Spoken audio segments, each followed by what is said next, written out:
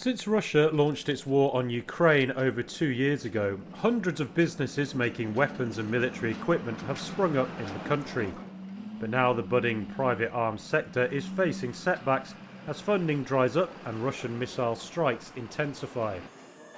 Owners say they have pumped in their own cash to survive and have moved locations at their own expense to stay ahead of Russian intelligence. Reuters spoke with Ukraine's Strategic Industries Minister Alexander Kamyshin. At the moment, the general capacity of Ukraine's military-industrial complex is $18 to $20 billion per year. The Ukrainian government can fund only a third of this capacity.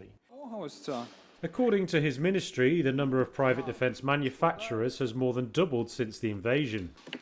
To resolve cash shortages, Ukraine is asking foreign partners to fund its arms production.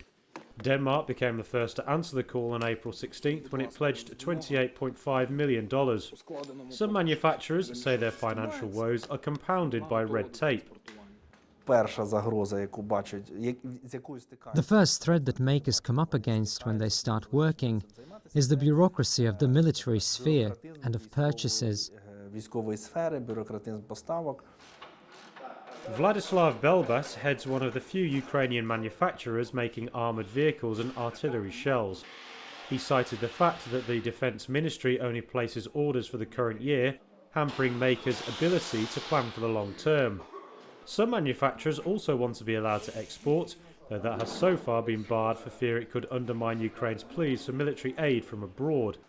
Aside from financial difficulties, making weapons during a full-scale war is an inherently risky business. Some manufacturers move locations as often as every 3 months for security. And Belbas said that Russia's strikes on Ukraine's energy infrastructure had hurt production.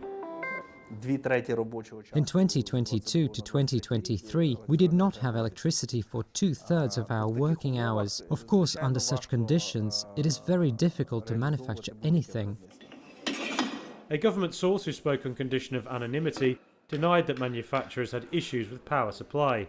In the event of power cuts, they said the arms sector would, quote, be switched off last.